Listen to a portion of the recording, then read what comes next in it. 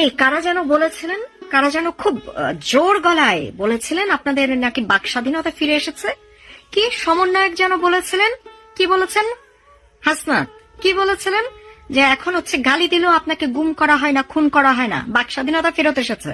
15 বছর স্বৈরাচারী সরকার আপনাদেরকে কথা বলতে দেয় নাই, আপনারা দিচ্ছেন কথা বলতে। হ্যাঁ, আপনারা কথা বলতে দিচ্ছেন।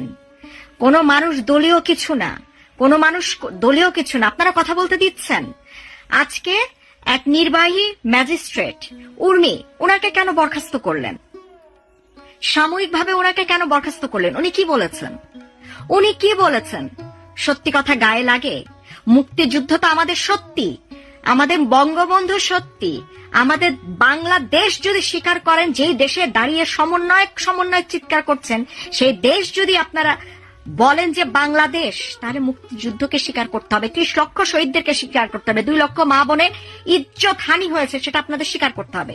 সেগুলা বাটন প্রেস করে আপনি ডিলিট করে দিবেন, এরকম কথার প্রতিবাদ যে করবে তাকে আপনারা সাময়িক বরখাস্ত করবেন। বাক স্বাধীনতার পক্ষে কাজ করছেন, এই আপনাদের বাক স্বাধীনতা।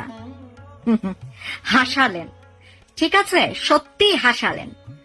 আপনারা চিন্তা করেন যে আপনারা ক্ষমতাচ্যুত হওয়ার পরে আপনাদের অবস্থাটা কি হবে, চিন্তা করলেই আসলে ভয় লাগছে। আপনারা যে সত্যকে বাটন প্রেস করে আপনারা ডিলিট করে দিতে চাচ্ছেন, মুছে দিতে চাচ্ছেন, যেটা কোনোদিনই সম্ভব না, এবং সেটা নিয়ে যারা কথা বলবে তাদেরকে চাকরি থেকে বরখাস্ত করে আপনারা বলছেন 15 বছর আপনারা স্বৈরাচারী ফ্যাসিস্ট সরকারকে তাড়িয়েছেন, আপনারা এখন হচ্ছেন আর ফ্যাসিস্ট সরকার না। আপনারা বাক স্বাধীনতা দিচ্ছেন সবাইকে, তাই বলছেন। এই নির্বাহী অফিসারকে কেন বরখাস্ত কেন করলেন? নির্বাহী ম্যাজিস্ট্রেটকে বরখাস্ত কেন করলেন? কি করেছে সে? মার্ডার করেছে? কি করেছে সে? আপনাদেরকে জুতা পিটা করেছে? কি করেছে?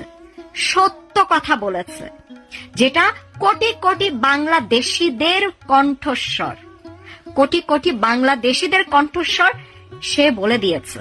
কোটি কোটি মানুষও বলা শুরু করবে, একটু অপেক্ষা করুন, কোটি কোটি মানুষও বলা শুরু করবে। কি মনে করেন একজনকে বরখাস্ত করে দিলে বাক স্বাধীনতা বন্ধ হয়ে যাবে? তাই মনে হয় এই বাক স্বাধীনতা দিয়েছেন আপনারা? গালি দেওয়ার স্বাধীনতা, খুব এসে ফেসবুকে এসে লাইভ করে কি আপনাকে গুম করে ফেললে, খুন করে ফেললে, এখন নাকি গালি দিলেও আর কেউ পুলিশ ধরে নিয়ে যাচ্ছে না। কি করছেন?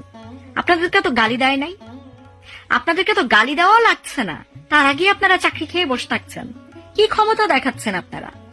আপনারা কি নির্বাচিত কোন সরকার? কেন ক্ষমতা দেখাচ্ছেন? আপনারা কি জনগণের ভোটে নির্বাচিত কেউ? তো কেন ক্ষমতা কেন দেখাচ্ছেন? কাদের উপর ক্ষমতা দেখাচ্ছেন? সাধারণ জনগণের উপর? কেন? কেন সাধারণ জনগণ কি আপনাদের আন্দোলনে ছিল না? ছিল তো, তাহলে কেন এই সাহস কেন দেখাচ্ছেন আপনারা?